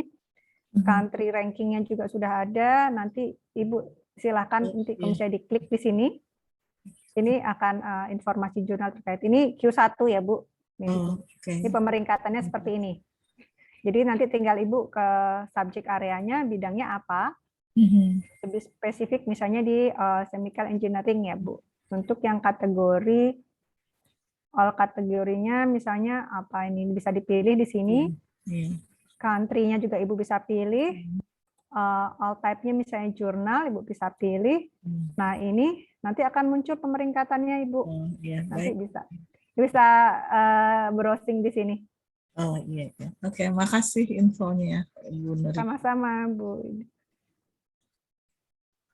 Terima kasih Ibu Nurika. Itu tadi terkait untuk mencari jurnal yang ingin kita dapatkan. Misalkan kita sudah fokus ingin mencari jurnal Scopus minimal Q2 seperti itu ya Bu ya. Nah, itu mencari di Simago. Nah, apakah di Simago ini bisa berlaku sebaliknya Ibu? Misalkan kita mendapatkan suatu referensi, sudah punya jurnal referensi. Tapi kita belum tahu ini jurnal yang kita pegang masuk peringkat mana nih di Scopus Q1, Q2 atau Q berapa. Apakah di Simago juga bisa Bu menggunakan bisa fasilitas? Dicek. Tadi dicek aja nama jurnalnya, kemudian dicek rankingnya berapa, ada juga Bu di Simago. Di-upload begitu jurnal nama jurnalnya diklik aja. Oh, diklik, di copy seperti itu ya Bu jurnalnya. Bentar, saya misalnya jurnal apa Bu? Ini kan di sini ada nih, saya belum share screen. Bentar. Nah ini ya Bu, di sini kan ada nih kita bisa klik jurnal baik ya. apa nanti misalnya apa nih kira-kira Bu? Misalkan farmasi begitu ya Bu jurnal. Ini ya tulisannya. Ya.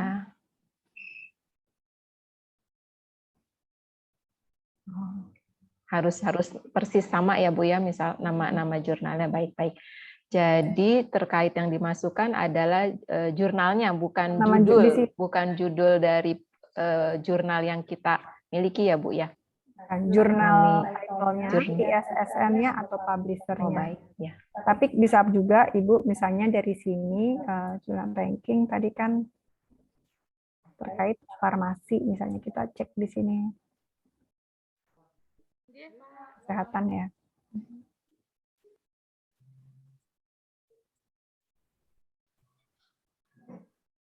Nah, ini ada beberapa macam yang masuk ranking Q1 seperti itu ya. Iya, ini bisa dicek Bu di sini. Atau biasanya sih bisa browse di sini juga. Di sini nama jurnal mungkin bukan farmasi, mungkin ejaannya mungkin saya keliru tadi ya. Apa Bu? Ada lagi nggak Bu kira-kira yang bisa kita coba cek di sini? Nah, ini bisa. Jadi sebaliknya pun kita bisa ngecek di sini apakah jurnal tersebut masuk ke dalam ranking yang di Scopus, itu bisa di sini, bisa dicek juga. Itu kurang lebih Bu Arti. Baik, terima kasih Bu Nurika. Bapak Ibu sekalian, silahkan jika ada yang berkenan untuk menyampaikan pertanyaan secara langsung, bisa melakukan raise hand.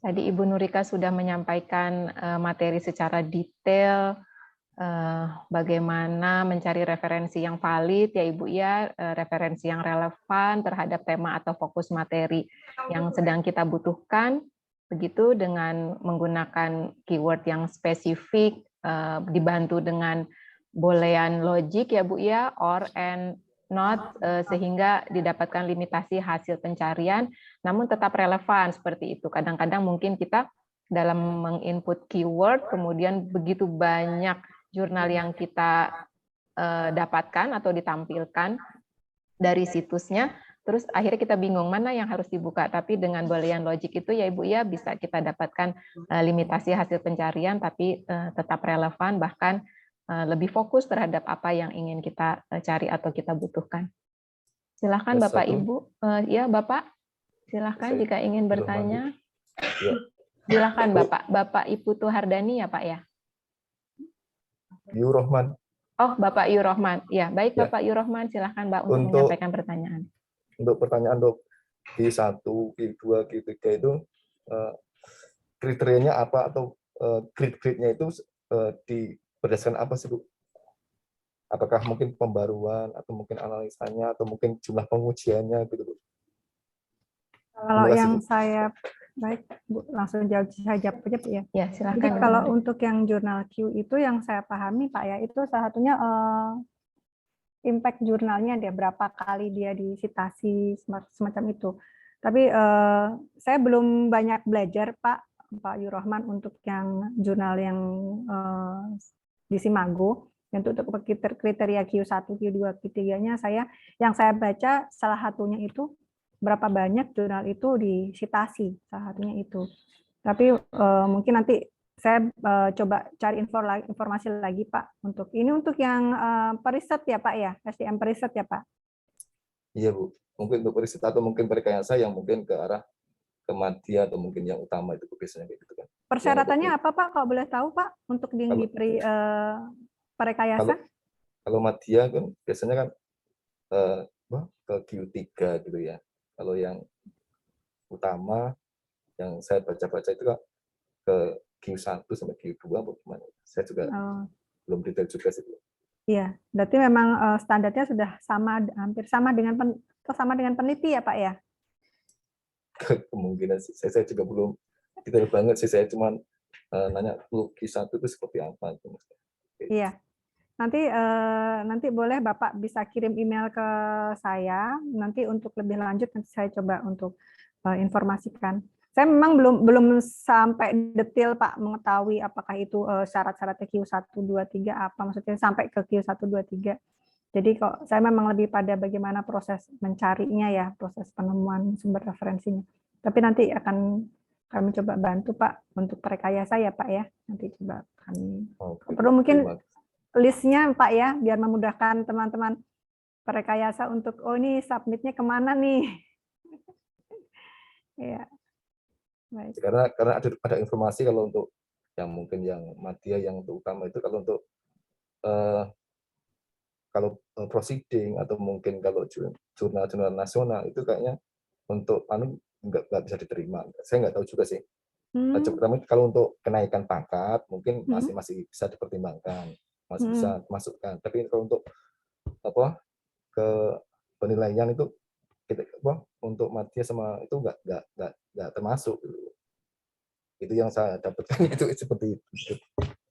Iya Pak. Oke, terima kasih Bu atas informasinya. Mungkin nanti kita lanjutkan lagi mungkin soal. Baik Pak. Terima kasih Pak Yurohman untuk pertanyaan Bapak dan terima kasih Bu Nurika untuk jawaban yang Ibu sampaikan. Selanjutnya kepada Bapak Heru, silakan Bapak untuk menyampaikan pertanyaan. Terima kasih waktu yang diberikan. Mungkin pertanyaan saya terkait dengan etika mengutip ya. Jadi terkadang kita pada saat menulis makalah atau menulis jurnal itu kan ada mengutip dari referensi tertentu atau jurnal atau apa itu. Nah itu yang kita melihat dari referensi sebelumnya. Jadi referensi sebelumnya itu kan ada kutipan atau mengacu jurnal yang lain. Nah kemudian kan kita telusuri dari si referensi tadi. Nah itu terkadang ini terkadang kita tidak bisa akses referensi yang diacu oleh autor tadi. Mungkin terkait dengan misalnya buku atau jurnal gitu. Nah, etikanya kalau kita mengutip dari sebuah jurnal itu dan kita tidak menemukan referensi yang diacu oleh autor tadi, kemudian kita mensandarkan dari si autor tersebut, apakah itu dalam etika pengutipan itu masih dibolehkan gitu? Pertanyaan saya seperti itu. Baik, Ibu Nurika, silakan untuk menyampaikan jawaban Ibu. Oke, jadi kutipan dalam kutipan ya Pak ya. Jadi kalau misalnya kita ingin mensitir ini ternyata di dokumen aslinya tidak kita dapat. kalau saran saya memang saya pernah beberapa kali diskusi terkait hal ini, Pak. Sarannya kita mencari sumber lain, gitu, yang sama sumber aslinya itu harus ada. Atau kalau tidak, kita ganti saja, gitu. Jadi kita nggak bisa melakukan kutipan dalam kutipan, misalnya bla bla bla bla bla X dalam Y. Padahal kita nggak tahu gitu sumber aslinya. Itu bisa jadi kutipan itu adalah interpretasi ya pengutip yang berikutnya, gitu ya. Jadi untuk menghindari hal-hal seperti itu disarankan untuk mencari sumber aslinya sampai dapat, atau kita ganti referensi lain yang sejenis. Dan insya Allah itu banyak sekali saat ini. Kalau dulu mungkin kita akan kesulitan ya Pak ya ketika nelusur, ini udah pasti nih sumbernya pasti dari si ini gitu. Tapi kita nggak ketemu nih, bukunya nggak ketemu, file PDF-nya kita nggak ketemu, bagaimana cara mensiasatinya? Sementara kutipan dalam kutipan itu tidak disarankan Bapak Ibu. Jadi kita coba untuk ganti saja referensinya dengan sejenis. Yang pasti Bapak Ibu usahakan sumber aslinya harus ketemu. Itu aja Pak. Ini beberapa kali juga hal yang untuk kami ya, kami yang penulis masih awam itu kadang-kadang seperti itu. Padahal sebenarnya di daftar pustaka ini kan ada informasinya ya Bapak Ibu ya. Misalnya arti 2020 misalnya. Kita coba dicari, oh tulisan arti yang 2020 itu apa? Kita coba telusur lagi dari daftar pustaka itu. Nah, jadi menghindari kutipan dalam kutipan, karena kalau arti dikutip Nurika itu udah yang dikutip arti itu bisa jadi persepsinya beda dengan saya gitu kan, penulisannya pun berbeda. Jadi kalau bisa dihindari untuk kutipan dalam kutipan Bapak Ibu. Itu Pak. Baik Bu, tapi kalau misalnya gini Bu, yang bisa dikutip dari seorang itu dari pendapat autor tadi ya. Jadi yang bukan kutipan dari pihak lain gitu. Pendapat autor. Ya, misalnya Ya. kan autor dari hasilnya di pembahasannya dia berpendapat dengan tidak ada referensi kutipannya. Berarti kita bisa mengkutip dari pendapat autor tersebut. Bisa. Jadi misalnya hasil dan pembahasannya itu Bapak ambil kan, hasil pembahasan ini menunjukkan bahwa, nah itu dari hasil riset si itu, bahwa mengungkapkan bahwa hasil ini adalah seperti itu. Boleh Pak itu Pak? Ya, terima kasih Bu. Ya. Terima kasih Pak Heru untuk pertanyaannya dan terima kasih Bu Nurika untuk jawabannya. Ibu menyambung tadi pertanyaan Pak Heru. Sekiranya nanti kutipan dalam kutipan itu sebaiknya kan memang seharusnya kita mencari sumber aslinya.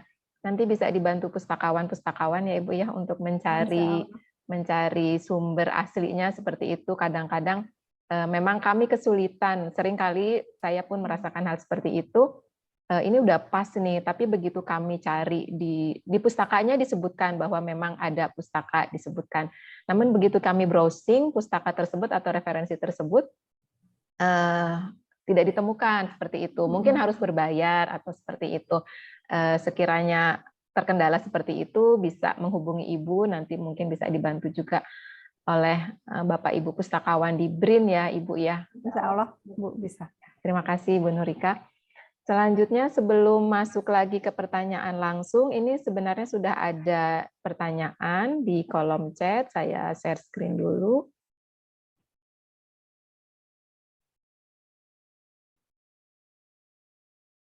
Dari Pak Yaya Sunaria, beliau statement mungkin ini ya, Bu ya, tapi mungkin minta tolong ditanggapi atau direspon oleh Ibu. Dari Pak Yaya, maaf, mungkin OOT tentang bagaimana untuk mendapatkan insentif fee. Oh, untuk jurnal, untuk yang berbayar, begitu maksudnya. Mungkin barangkali Ibu memahami informasi bagaimana cara mendapatkan insentif fee, Bu, supaya bisa mengakses jurnal berbayar, mungkin seperti itu ya Bu ya. Kemudian pertanyaan kedua dari Ibu Penny, jurnal bereputi menengah jurnal bereputasi menengah global itu kira-kira minimal Q berapa ya? Bagaimana cara mengecek jurnal tersebut bereputasi menengah global? Untuk pertanyaan kedua mungkin tadi sudah diterangkan juga oleh Ibu Nurika, mungkin minta didetailkan Ibu untuk cara pengecekannya. Silahkan Ibu. Kalau untuk insentif untuk fee saya kurang paham Bu Arti. Apakah ada di BRIN ya? Mungkin ada di ini ya, di Direktorat apa? Manajemen talenta. Iya, mungkin sembari kita cari informasi bersama, Iya. Mungkin ya Bu Nurika, Pak Betul, Yaya. Bu. Ya. Ini nanti coba saya share juga ke teman-teman. Mungkin ada yang karena kadang-kadang kita kelewat ya Bapak Ibu informasinya. Bapak Yaya izin sekiranya Bapak sudah mengisi daftar hadir, maka nomor handphone Bapak itu sudah terekam pada kami. Nanti jika ada update informasi terkait pertanyaan yang Bapak sampaikan, kami akan hubungi Bapak melalui handphone yang Bapak share di daftar hadir, Bapak ya, seperti itu. Karena memang kita juga mencoba mencari informasi yang valid ya Bu Nurika ya terkait apa yang kita sampaikan pada acara ini. Mohon dimaklumi Pak Yaya, terima kasih sebelumnya. Kemudian lanjut ke pertanyaan kedua, Ibu dari Ibu Penny, silahkan Ibu untuk menanggapi. Kan di sini tadi ya, yang betul. Saya stop share ya Bu ya.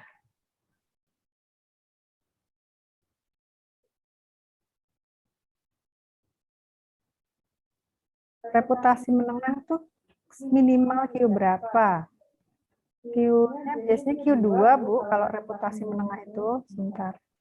Tadi saya di Simago sudah saya di sini Ibu. Jadi nanti bisa Ibu, ini saya ulang lagi jurnal baiknya di sini.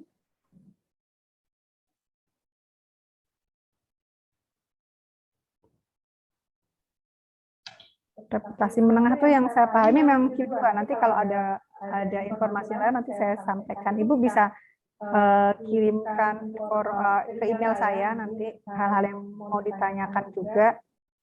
Jadi kalau untuk pengecekan sendiri di Simago tadi saya sudah terangkan untuk Bu Ida ya. Nah itu juga di Simago ini ada rankingan seperti ini.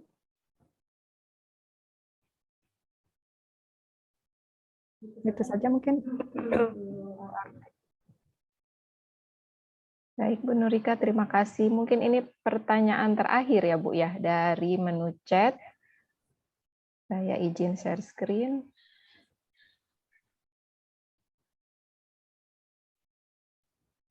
Dari Ibu Jenny Haryanti, izin bertanya Bu, apakah nama link yang bisa diakses untuk melihat tulisan atau publikasi si Prekayasa sudah ada di BRIN? Thanks before. Prekayasa ada di BRIN. Ini maksudnya untuk Prekayasa mungkin sudah ada khusus Prekayasa gitu ya. Ibu Jenny, apakah Ibu berkenan untuk menyampaikan pertanyaan lebih detail Bu secara langsung? Silahkan Ibu bisa mengaktifkan mic Ibu. Terima kasih. Assalamualaikum warahmatullahi wabarakatuh. Waalaikumsalam. Ini kalau seandainya kita memberikan tulisan atau mau share tentang tulisan, ya, apa yang kita pernah kerjakan di institusi kami ke BRIN, apakah link atau mana yang bisa diakses untuk melihat apakah nantinya tulisan kita itu bisa dilihat apakah sudah diterima BRIN atau enggak gitu. Maksud saya. Maksudnya jurnalnya atau? Ya, jurnal atau tulisan semacamnya. Jurnal yang bisa diterima oleh BRIN ya Bu? Iya, betul. Dan linknya apa yang bisa kita jurnal nasional atau gitu internasional Bu? Apa? Nasional atau internasional? Nasional. Oke, saya izin share screen lagi. Kalau untuk jurnal nasional, kita ada di sini Bu. Di Sinta, Ibu bisa cek gitu. di sintakemendikbud.go.id. Ini versi Indonesianya dari Simago. Ya, jadi kalau di jurnal Indonesia ini kita ketika cek Sinta 1 ini. Biasanya rata-rata sih Sinta 2 ya Bu ya, Sinta 2, Oke. Sinta 1. Baik Bu, Ya. terima kasih informasinya. Iya, bisa cek di sini Bu kalau yang Sinta ya. Oke.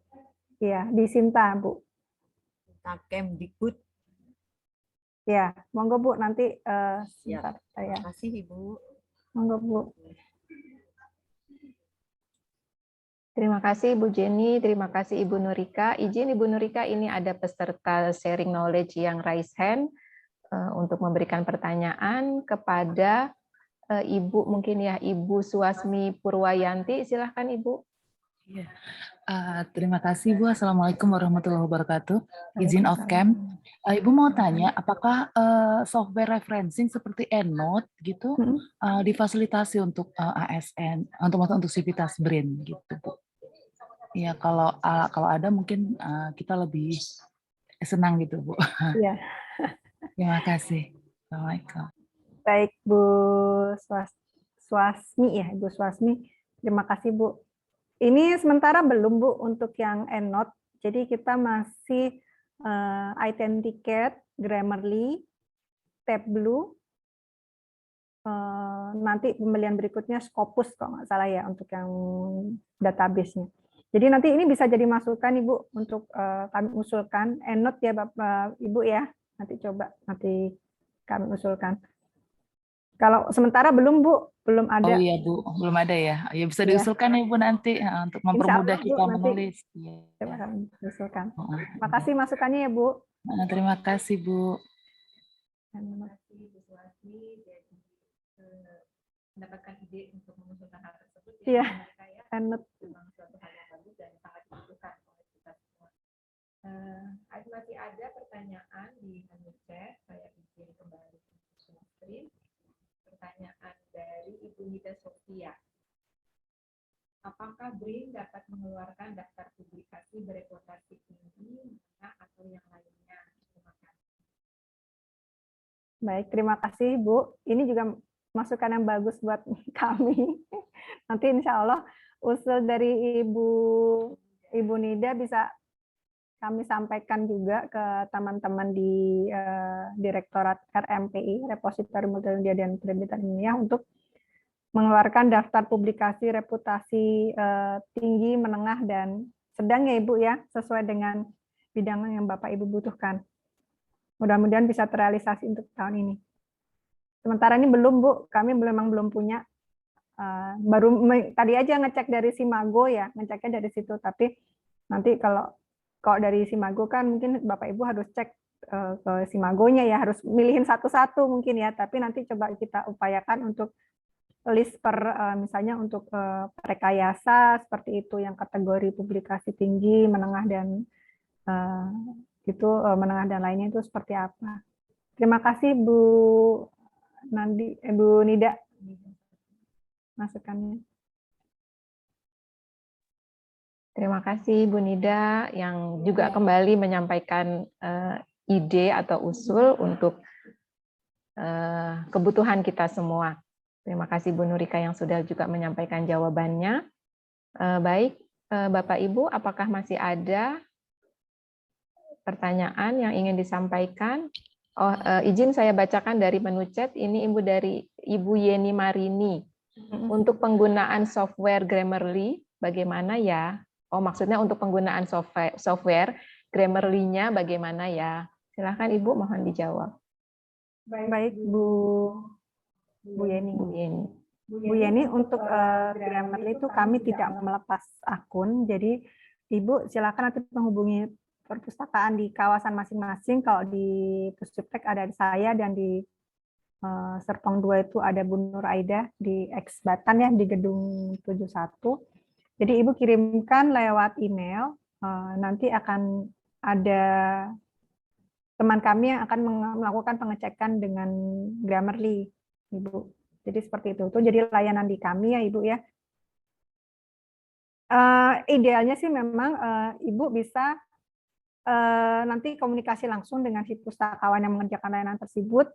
Kata-kata aja apa saja yang akan diambil seperti itu kan. Di situ kan ada biasanya kata-katanya ini yang digunakan apa ya, istilah-istilahnya itu.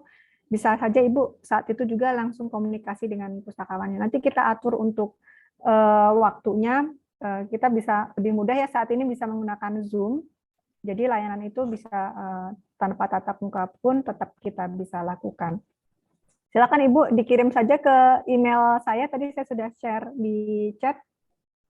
Ini untuk teman-teman Bapak Ibu semua juga yang mungkin bisa disampaikan juga untuk layanan Grammarly, item tiket, itu bisa kami layankan. Ada lagi sebenarnya layanan yang Tableau. Jadi Tableau itu visualisasi data, tapi dengan catatan datanya sudah data yang hasil cleaning ya, sudah bersih, sehingga kami hanya tinggal memvisualisasikan saja. Itu Bu Arti. Terima kasih. Baik, terima kasih Bu Nurika, Bu Yeni atas pertanyaan Ibu. Jadi memang banyak sekali hal-hal yang bisa dibantu oleh rekan-rekan pustakawan ya, Ibu Nurika ya, terkait kita dalam menyusun suatu publikasi.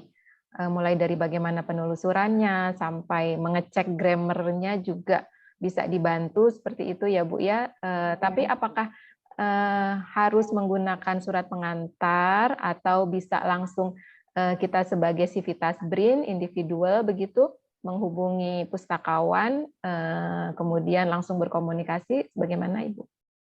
Sebentar, saya izin share screen. Ya, nanti ada layanan kawasan Bapak Ibu, tapi ini sedang proses ya. Sebentar, layanan kawasan. Nah, di sini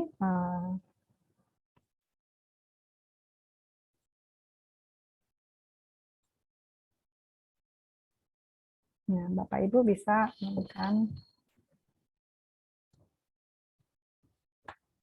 Nah, ini di kami ada di layanan kawasan di BRIN. Ya, ini sementara baru 2 dari kepegawaian dan dari kepustakaan. Nah, Bapak Ibu bisa melakukan melalui layanan kawasan ini. Diklik, kemudian di sini pilih layanannya macam-macam ya Bapak Ibu. Kita ada layanan penelusuran, ada layanan data, layanan pembuatan bibliometrik, serta literatur review, kemudian literasi informasi. Kok yang literasi informasi ini untuk Bapak Ibu yang pemula yang mau belajar nulis dari awal banget bagaimana kita membuat tulisan, menentukan jurnal mana yang bisa mempublikasikan tulisan kita, monggo dengan senang hati kita akan berikan layanan tersebut. Itu layanannya sifatnya private ya Bapak Ibu, jadi nggak usah khawatir kalau misalnya pengen nggak diketahui siapapun teman-temannya, ini bisa, karena kadang-kadang kita butuh fokus ya untuk menentukan subjek tulisan seperti apa, itu bisa nanti menghubungi kami lewat layanan kawasan ini. Hanya memang sepertinya di sini sistemnya belum, bentar. Nah, ini ada, oh sudah ada, bisa dipilih, misalnya kawasan Serpong ya. Sudah ada belum? Nah, ini seperti ini. Nanti bisa diisi, kemudian di situ pilih tema, topik, kemudian nomor WA aktif apabila kita mau konsultasi bisa. Ini sebenarnya jadi sekaligus sosialisasi ke nanti ada waktu lagi insya Allah Bapak Ibu untuk layanan kawasan ini nanti akan kami sampaikan juga ke Bapak Ibu terkait 11 layanan yang kami berikan pada Bapak Ibu. Jadi sementara ini nanti apabila Bapak Ibu kesulitan misalnya ini kan perlu proses ya berapa jam baru bisa masuk gitu. Kadang-kadang agak lama jadi bisa japri dulu ke saya. Di sini pun saya juga sebetulnya saya bisa menginput permintaan dari orang lain, misalnya Bapak Ibu. Nah, di sini misalnya saya Bu Arti ya.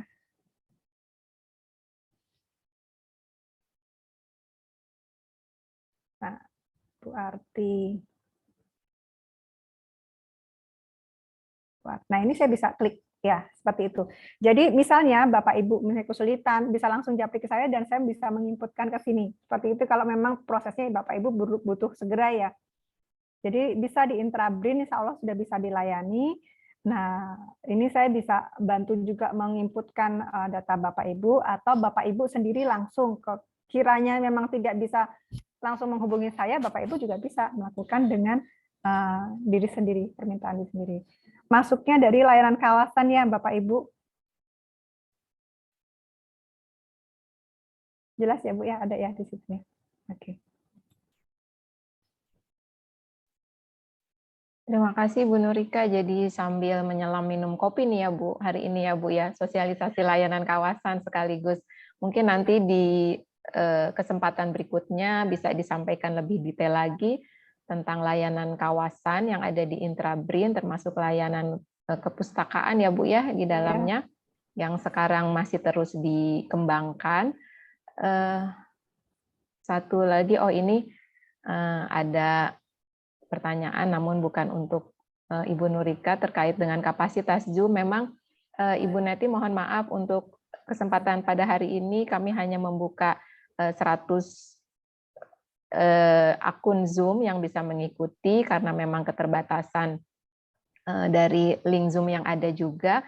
Namun insya Allah seperti yang tadi Bu Nurika sampaikan, kita akan coba kembali adakan sosialisasi serupa seperti ini, namun dengan lebih spesifik tema yang lebih variatif pada acara berikutnya atau kesempatan yang lain, dengan kapasitas Zoom yang tentunya bisa lebih besar, sehingga bisa juga informasinya sampai kepada Civitas BRIN dalam jumlah yang lebih banyak. Namun saya sampaikan juga bahwa rekaman pada hari ini nanti akan diunggah pada YouTube Puspitek, jadi Bapak Ibu yang memiliki rekan tidak mempunyai keberuntungan untuk masuk atau join pada Zoom di hari ini, bisa menyaksikan di YouTube Puspitek, namun bukan dalam bentuk model live streaming.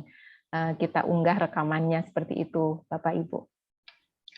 Baik, masih ada pertanyaan dari menu chat atau langsung yang bisa disampaikan sebelum acara ini kami tutup? Masih ada 7 menit, Bapak Ibu. Menjelang pukul 11.00 seperti yang telah dijadwalkan. Jika sekiranya tidak ada, mohon berkenan saya bertanya satu hal, Bu Nurika, kepada Ibu terkait dengan jurnal yang terakreditasi. Sebenarnya tadi sudah disampaikan juga oleh salah satu peserta hari ini, bagaimana suatu jurnal itu bisa masuk ke dalam publikasi jurnal terakreditasi, misalkan Scopus Q1, Q2, dan seterusnya. Sebelumnya saya berpikir bahwa suatu jurnal yang belum pernah dipublikasikan itu bisa kita ajukan untuk masuk ke dalam Scopus Q peringkat atas begitu Bu, misalkan Q1 terlalu berat mungkin ya Bu ya, Q2. Namun tadi seperti Ibu sampaikan bahwa salah satu kriterianya itu jumlah sitasi, berapa kali disitasi jurnal tersebut, artinya sebelum masuk ke jurnal Scopus, jurnal tersebut sudah masuk terlebih dahulu ke dalam. Maaf Ibu tadi sempat terkendala. Jadi intinya apakah jurnal tersebut bisa masuk ke dalam jurnal terakreditasi tinggi, misalkan Scopus Q2 seperti itu, namun sebelumnya belum pernah disubmit di jurnal lain seperti itu. Mohon pencerahannya Bu. Bisa Bu. Bisa Bu. Jadi kalau kriteria untuk yang Q1 Q2 saya belum belajar, belum paham ya Bu ya. Tapi kalau biasanya ada beberapa persyaratan dari si pengelola jurnal itu. Standarnya seperti apa, misalnya ada kebaruannya di mana, dan itu bisa, maksudnya kalau sudah masuk Q1 Q2 itu biasanya tuh nanti akan disitasi gitu loh Bu, banyak disitasi seperti itu. Jadi nggak masalah sih Bu, kalau menurut kriteria bisa saja, bisa langsung di Q1 Q2. Masukan juga nih buat kami Bu Arti dan teman-teman di sini Jawa, kami memang harus banyak belajar memahami untuk sebenarnya kriteria-kriteria untuk jurnal Q1 Q2 itu apa saja gitu. Itu mungkin ya Bu ya. Terima kasih banyak Bu Nurika. Untuk paparan Ibu mohon berkenan di-share di menu chat ya Bu ya. Para peserta pada hari ini sudah sangat menanti-nanti paparan yang Ibu sampaikan pada hari ini supaya kita bisa melihat lagi, mempelajari lagi, dan mengikutinya lebih slow begitu ya Bapak Ibu ya, dengan ketersediaan waktu yang kita miliki tentunya berbeda-beda, namun jika sudah ada panduan yang tadi disampaikan oleh Ibu Nurika dalam paparan Ibu, suatu saat kita bisa mengulangi lagi, apakah itu mengecek peringkat jurnal melalui Simago, kemudian untuk juga bagaimana cara menelusuri referensi dengan menggunakan Boolean logic, begitu, Boolean logic, sehingga limitasi hasil referensinya bisa kita dapatkan, sehingga tidak terlalu banyak yang harus kita buka satu persatu, karena butuh waktu juga itu dalam membuka, walaupun prosesnya skim, kita membuka suatu jurnal, begitu kita baca dari awal sampai akhir, walaupun sepintas kita memutuskan bahwa jurnal ini bisa kita ambil sebagai referensi atau bukan, itu membutuhkan waktu juga. Juga memori perangkat kita ya Bu ya, kalau terlalu banyak yang di-download, akhirnya perangkat kita juga menjadi kapasitasnya terbatas, sehingga menurunkan kinerja dari perangkat yang kita gunakan. Terima kasih banyak Ibu Nurika. Saya sampaikan kepada Bapak Ibu bahwa materi sudah di-share oleh Ibu Nurika di menu chat. Bapak Ibu silahkan untuk bisa mendownload atau mengunduh file tersebut, dan sewaktu-waktu bisa kita pelajari kembali bersama-sama. Baik, Bapak Ibu, apakah masih ada yang ingin disampaikan pertanyaan melalui mic atau pertanyaan langsung? Masih kami berikan kesempatan, masih ada 2 menit ke depan menjelang pukul 11.00. Jika sekiranya tidak ada, sekali lagi saya ucapkan banyak-banyak terima kasih kepada Ibu Nurika yang telah berkenan menjadi narasumber pada acara knowledge sharing hari ini. Informasi yang Ibu bagikan sangat bermanfaat bagi kami, Bu, khususnya Sivitas BRIN. Seperti itu. Kemudian terima kasih dan apresiasi setinggi-tingginya kami sampaikan juga kepada Bapak Ibu seluruh peserta sharing knowledge yang pada hari ini telah berkenan hadir dan berpartisipasi aktif selama 2 jam penuh. Tentu saja 2 jam ini sangat produktif ya Bapak Ibu ya, banyak hal yang bisa kita ambil manfaatnya. Saya Arti Juwita, atas nama panitia penyelenggara, mohon maaf bila ada kekurangan ataupun hal-hal yang kurang berkenan selama acara berlangsung. Salam sehat selalu untuk Bapak Ibu, tetap menjaga protokol kesehatan dengan 5M, yaitu selalu mencuci tangan, memakai masker, menjaga jarak, menghindari kerumunan, mengurangi mobilitas, serta mari kita dukung program vaksinasi COVID-19 yang sekarang ini sudah masuk ke dalam tahap vaksin booster ya Bapak Ibu. Saya yakin Bapak Ibu semua sudah mendapatkan vaksin booster, apalagi sudah difasilitasi oleh Badan Riset dan Inovasi Nasional. Namun bagi Bapak Ibu yang belum mendapat kesempatan untuk divaksin, ayo kita segera vaksin. Terakhir, jalan-jalan, jangan sampai salah alamat, sampai pula ke Bukit Tinggi. Semoga Bapak Ibu senantiasa sehat walafiat, hingga nanti dapat bertemu kembali. Wassalamualaikum warahmatullahi wabarakatuh. Terima kasih Ibu Nurika, Bapak Ibu sekalian. Saya Waalaikumsalam warahmatullahi wabarakatuh. Terima kasih Bu Arti, terima kasih Bu. Bapak Ibu. Terima kasih, Bu. Salam sehat Bu. Baiklah, pamit ya. Silakan Ibu. Terima kasih, pamit. Masih banyak.